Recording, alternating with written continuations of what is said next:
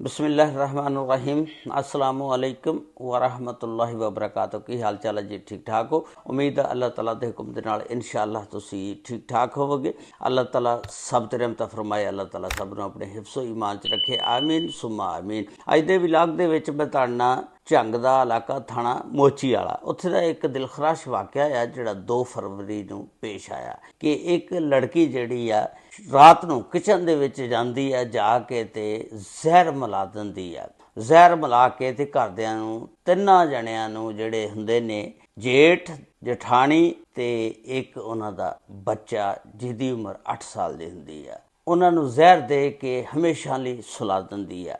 ਉਹਨੇ ਇਹ ਕੰਮ ਕਿਉਂ ਕੀਤਾ, ਉਹਦੀ ਮੁਕੰਮਲ ਤਫਸੀਲਾਤ ਅੱਜ ਦੀ ਇਸ ਵੀਡੀਓ ਦੇ ਵਿੱਚ ਮੈਂ ਤੁਹਾਡੇ ਨਾਲ ਸ਼ੇਅਰ ਕਰਾਂਗਾ। ਇਹ ਵਾਕਿਆ ਜਿਹੜਾ 2 ਫਰਵਰੀ ਨੂੰ ਪੇਸ਼ ਆਇਆ, ਉੱਥੇ ਇੱਕ ਮੋਚੀ ਵਾਲੇ ਫੈਮਿਲੀ ਰਹਿੰਦੀ ਆ। ਉਸ ਫੈਮਿਲੀ ਦੇ ਸਰਬਰਾਹ ਦਾ ਨਾਮ ਆ ਗੁਲਾਮ ਮੁਸਤਫਾ। ਗੁਲਾਮ ਮੁਸਤਫਾ ਦੀ ਬੀਬੀ ਦਾ ਨਾਮ ਆ ਕਰੀਮ ਬੀਬੀ। ਕਰੀਮ ਬੀਬੀ ਤੇ ਗੁਲਾਮ ਮੁਸਤਫਾ ਨੂੰ ਅੱਲਾਹ ਤਾਲਾ ਨੇ ਇੱਕ ਬੇਟਾ ਦਿੱਤਾ ਜਿਹੜਾ 8-9 ਮਹੀਨੇ ਦਾ ਆ। ਉਸ ਤੋਂ ਬਾਅਦ ਇਹ ਜੁਆਇੰਟ ਫੈਮਿਲੀ ਆ ਤੇ ਇਸ ਘਰ ਦੇ ਵਿੱਚ ਇੱਕ ਇਹਨਾਂ ਦਾ ਇੱਕ ਹੋਰ ਭਰਾ ਰਹਿੰਦਾ ਜਿਹਦਾ ਨਾਮ ਆ ਅਹਿਮਦ ਬਖਸ਼। ਅਹਿਮਦ ਬਖਸ਼ ਤੇ ਗੁਲਾਮ ਮੁਸਤਫਾ ਦੋਨੋਂ ਇਕੱਠੇ ਰਹਿੰਦੇ ਸੀ ਤੇ ਇੱਕ ਇਹਨਾਂ ਦਾ ਭਰਾ ਆ ਅੱਲਾ ਯਾਰ ਜਿਹੜਾ ਅਲੱਗਾ ਰਹਿੰਦਾ, ਉਹ ਜੁਦਾ ਆ। 2 ਭਰਾ ਇਕੱਠੇ ਸੀ। ਹੁਣ ਹੁੰਦਾ ਕੀ ਆ, ਅੱਲਾ ਦੀ ਐਸੀ ਕਰਨੀ ਹੁੰਦੀ ਕਿ 7 ਮਹੀਨੇ ਪਹਿਲੇ ਅਹਿਮਦ ਬਖਸ਼ ਜਿਹੜਾ ਉਹ ਰੋਡ ਐਕਸੀਡੈਂਟ ਦੇ ਵਿੱਚ ਫੌਤ ਹੋ ਜਾਂਦਾ। ਅਹਿਮਦ ਬਖਸ਼ ਦੀ ਬੀਵੀ ਦਾ ਨਾਮ ਆ ਅਮਰੀਨ। ਅਮਰੀਨ ਤੇ ਅਹਿਮਦ ਬਖਸ਼ ਨੂੰ ਇੱਕ ਅੱਲਾਹ ਤਾਲਾ ਨੇ ਬੇਟਾ ਦਿੱਤਾ ਹੋਇਆ। ਤੇ ਹੁਣ ਕੀ ਹੁੰਦਾ, ਰੋਡ ਐਕਸੀਡੈਂਟ ਦੇ ਵਿੱਚ ਜਿਸ ਵੇਲੇ ਅਹਿਮਦ ਬਖਸ਼ ਫੌਤ ਹੋ ਜਾਂਦਾ ਤੇ ਇਹ ਜਿਹੜੀ ਅਮਰੀਨ ਆ, ਇੱਕ ਮਹੱਲੇ ਦੇ ਵਿੱਚ ਹੀ ਲੜਕਾ ਰਹਿੰਦਾ ਜਿਹਦਾ ਨਾਮ ਆ ਕਰੀਮ ਬਖਸ਼। ਉਹਦੇ ਨਾਲ ਤਾਲੁਕਾਤ ਹੋ ਜਾਂਦੇ ਨੇ। ਜਿਸ ਵੇਲੇ ਤਾਲੁਕਾਤ ਬਣ ਜਾਂਦੇ ਨੇ ਤੇ ਇਹ ਉਹਨੂੰ ਮਿਲਦੀ ਆ ਚੋਰੀ ਛੱਪੀ। ਤੇ ਘਰ ਦੇ ਜਦੋਂ ਜਿਹੜਾ ਗੁਲਾਮ ਮੁਸਤਫਾ ਪੁੱਛਦਾ ਤੂੰ ਕਿੱਥੇ ਜਾਂਦੀ ਆ, ਕੋਈ ਨਾ ਕੋਈ ਬਹਾਨਾ ਲਾਉਂਦੀ, ਮੈਂ ਬਾਜ਼ਾਰ ਗਈ ਸੀ ਜਾਂ ਮੈਂ ਆਪਣੀ ਭੈਣ ਨੂੰ ਮਿਲਣ ਗਈ ਸੀ, ਇਸ ਤਰ੍ਹਾਂ ਦੇ ਬਹਾਨੇ ਘੜ ਲੈਂਦੀ ਸੀ। ਇੱਕ ਦਿਨ ਇਸ ਤਰ੍ਹਾਂ ਹੋਇਆ ਕਿ ਜਿਹੜਾ ਗੁਲਾਮ ਮੁਸਤਫਾ ਦਾ ਬੇਟਾ ਆ 9 ਸਾਲ ਦਾ, ਉਹ ਇਹਨਾਂ ਨੂੰ ਨਾ ਬਾਜ਼ਾਰ ਦੇ ਵਿੱਚ ਦੇਖ ਲੈਂਦਾ, ਅਮਰੀਨ ਨੂੰ ਤੇ ਕਰੀਮ ਬਖਸ਼ ਨੂੰ।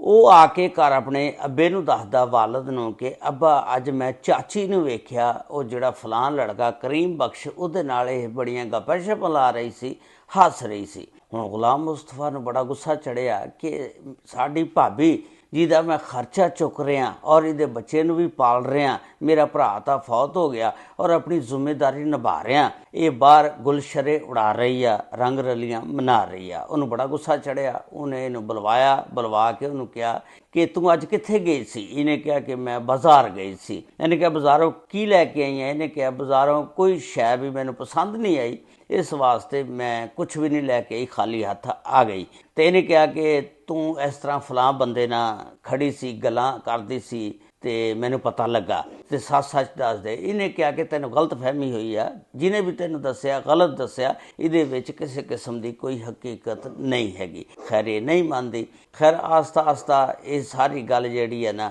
ਇਹ ਆਪਣੇ ਭਰਾ ਨੂੰ ਜਿਹੜਾ ਅੱਲਾ ਯਾਰ ਆ ਉਹਨੂੰ ਵੀ ਦੱਸ ਦਿੰਦਾ ਵੀ ਸਾਡੀ ਜਿਹੜੀ ਭਾਬੀ ਆ ਨਾ, ਇਹ ਇਸ ਤਰ੍ਹਾਂ ਕਰੀਮ ਬਖਸ਼ ਜਿਹੜਾ ਉਹਦੇ ਨਾਲ ਨਜਾਇਜ਼ ਤਾਲੁਕ ਇਹਨੇ ਬਣਾਏ ਹੋਏ ਨੇ।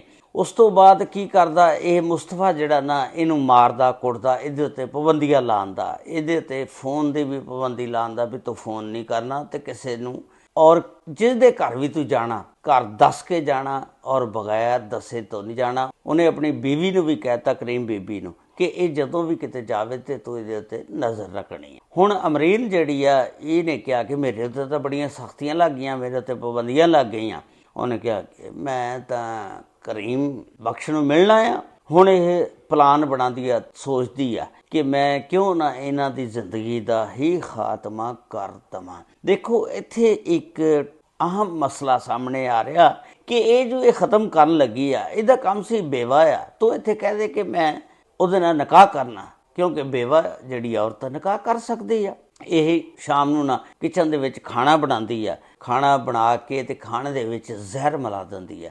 ਜਿਸ ਵੇਲੇ ਜ਼ਹਿਰ ਮਿਲਾਉਂਦੀ ਆ, ਉਹਨਾਂ ਨੂੰ ਰਾਤ ਨੂੰ ਜਿਸ ਵੇਲੇ ਖਾਣਾ ਦਿੰਦੀ ਆ, ਉਹ ਖਾਣਾ ਖਾਂਦੇ ਨੇ ਔਰ ਖਾਣਾ ਖਾ ਕੇ ਆਪਣੇ ਆਪਣੇ ਕਮਰੇ ਦੇ ਵਿੱਚ ਸੋ ਜਾਂਦੇ ਨੇ। ਇਹਨੇ ਨਾ ਇੰਨੀ ਹੁਸ਼ਿਆਰੀ ਚਲਾਕੀ ਕੀਤੀ ਕਿ ਆਪ ਨਾ ਖਾਣਾ ਖਾਧਾ, ਆਪ ਕਿਹਾ ਕਿ ਮੈਨੂੰ ਅੱਜ ਮੋਸ਼ਨ ਲੱਗੇ ਨੇ, ਮੇਰਾ ਪੇਟ ਨਹੀਂ ਠੀਕ ਹੈਗਾ। ਕਿਸੇ ਤਰੀਕੇ ਦੇ ਨਾਲ ਇਹ ਨਾ ਖਾਣੇ ਤੋਂ ਪਰਹੇਜ਼ ਕਰਦੀ ਆ ਔਰ ਇਹਨੇ ਆਪਣੇ ਬੱਚੇ ਨੂੰ ਵੀ ਨਹੀਂ ਖਾਣਾ ਖਾਣ ਦਿੱਤਾ।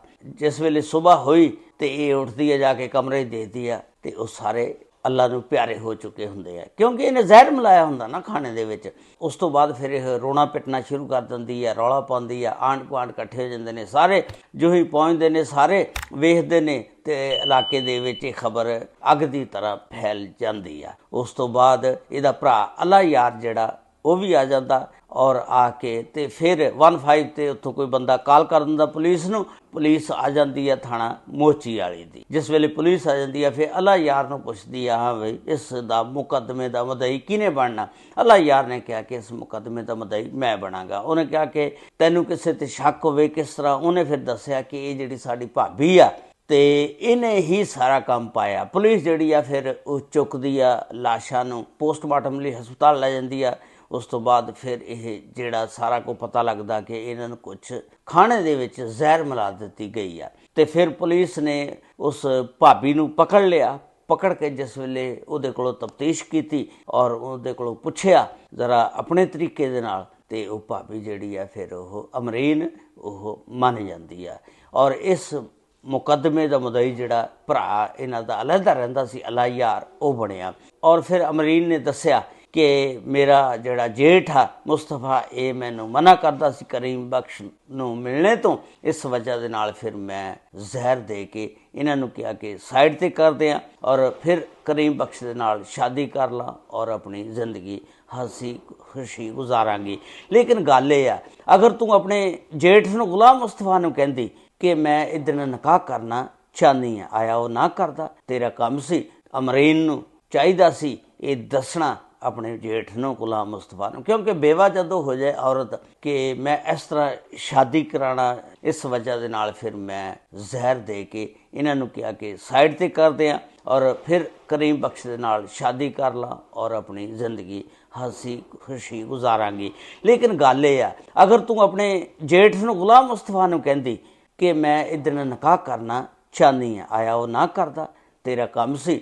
ਅਮਰੀਨ ਨੂੰ ਚਾਹੀਦਾ ਸੀ ਇਹ ਦੱਸਣਾ ਆਪਣੇ ਜੇਠ ਨੂੰ ਗੁਲਾਮ ਮੁਸਤਫਾ ਨੂੰ, ਕਿਉਂਕਿ ਬੇਵਾ ਜਦੋਂ ਹੋ ਜਾਏ ਔਰਤ, ਉਹਨੂੰ ਨਿਕਾਹ ਕਰਨੇ ਤੋਂ ਕੋਈ ਬੰਦਾ ਵੀ ਨਹੀਂ ਰੋਕ ਸਕਦਾ। ਅਗਰ ਉਹ ਨਿਕਾਹ ਕਰਨਾ ਚਾਹਵੇ ਔਰ ਸ਼ਰਈ ਲਿਹਾਜ਼ ਨਾਲ ਵੀ ਬੇਵਾ ਨੂੰ ਅਗਰ ਉਹ ਨਿਕਾਹ ਕਰਨਾ ਚਾਹਵੇ, ਜਿਸ ਬੰਦੇ ਨਾਲ ਵੀ ਉਹ ਨਿਕਾਹ ਕਰ ਸਕਦੀ ਆ, ਇਹ ਸ਼ਰਈ ਲਿਹਾਜ਼ ਨਾਲ ਉਹਨੂੰ ਇਜਾਜ਼ਤ ਆ। ਉਹਨੇ ਬਹੁਤ ਬੜਾ ਗਲਤ ਫੈਸਲਾ ਕੀਤਾ ਕਿ 3 ਜਾਨਾਂ ਜਿਹੜੀਆਂ ਇਸ ਦੁਨੀਆ ਤੋਂ ਰੁਖਸਤ ਕਰ ਦਿੱਤੀਆਂ ਸਿਰਫ ਆਪਣੇ ਇਸ਼ਕ ਔਰ ਪਿਆਰ ਔਰ ਮੁਹੱਬਤ ਦੀ ਖਾਤਰ। ਆਪਣੇ ਜੇਠ ਨੂੰ, ਜਠਾਣੀ ਨੂੰ ਔਰ ਉਹਨਾਂ ਦਾ ਬੱਚਾ ਜਿਹੜਾ, ਉਹਨੂੰ ਜ਼ਹਿਰ ਦੇ ਕੇ ਤੇ ਇਸ ਜਹਾਨੇ ਫਾਨੀ ਤੋਂ ਰੁਖਸਤ ਕਰਤਾ। ਬਹੁਤ ਹੀ ਬੜਾ ਗਲਤ ਹੋਇਆ। ਪੁਲਿਸ ਨੇ ਇਹਨੂੰ ਪਕੜ ਲਿਆ ਔਰ ਇਹਦੇ ਜਿਹੜਾ ਮਿਲਣੇ ਵਾਲਾ ਕਰੀਮ ਬਖਸ਼, ਉਹਨੂੰ ਵੀ ਪਕੜ ਲਿਆ। ਹੁਣ ਸਾਰੀ ਉਮਰ ਕੀ ਕਰੇਗੀ? ਜੇਲਾਂ ਦੇ ਵਿੱਚ ਸਲਾਖਾਂ ਦੇ ਪਿੱਛੇ ਜ਼ਿੰਦਗੀ ਗੁਜ਼ਾਰੇਗੀ ਔਰ ਜਿਹੜਾ ਇੱਕ ਬੱਚਾ ਇਹਦਾ ਪਿੱਛੇ, ਉਹ ਵੀ ਸਮਝੋ ਕਿ ਰੁੱਲ ਗਿਆ। ਇਸ ਤਰ੍ਹਾਂ ਜਜ਼ਬਾਤੀ ਫੈਸਲੇ ਨਹੀਂ ਕਰਨੇ ਚਾਹੀਦੇ ਜਿਹਦਾ ਨਤੀਜਾ ਹੀ ਗਲਤ ਨਿਕਲੇ। ਬਈ ਤੂੰ ਬੇਵਾ ਆ, ਤੂੰ ਸਰੇਆਮ ਸਾਰਿਆਂ ਨੂੰ ਕਹਿ ਸਕਦੀ ਮੈਂ ਨਿਕਾਹ ਕਰਨਾ, ਤੂੰ ਨਿਕਾਹ ਕਰ, ਆਪਣੀ ਸ਼ਰਈ ਲਿਹਾਜ਼ ਨਾਲ ਜਿਹੜੀ ਜ਼ਿੰਦਗੀ ਆ ਉਹ ਗੁਜ਼ਾਰ। ਤੇ ਇਸ ਤਰ੍ਹਾਂ 3 ਜਾਨਾਂ ਜਿਹੜੀਆਂ ਇਹਨੇ ਇਸ ਜਹਾਨੇ ਫਾਨੀ ਤੋਂ ਰੁਖਸਤ ਕਰਤੀਆਂ। ਅੱਲਾਹ ਤਾਲਾ ਸਭ ਤੇ ਰਹਿਮਤਾਂ ਫਰਮਾਏ। ਅੱਲਾਹ ਤਾਲਾ ਸਭ ਨੂੰ ਆਪਣੇ ਹਿਫਜ਼ੋ ਅਮਾਨ 'ਚ ਰੱਖੇ। ਇਸ ਦੇ ਬਾਰੇ 'ਚ ਤੁਸੀਂ ਆਪਣੀ ਰਾਏ ਦਾ ਇਜ਼ਹਾਰ ਜ਼ਰੂਰ ਕਰਨਾ। ਅੱਲਾਹ ਹਾਫਿਜ਼। अस्सलामु अलैकुम व रहमतुल्लाहि व बरकातहू।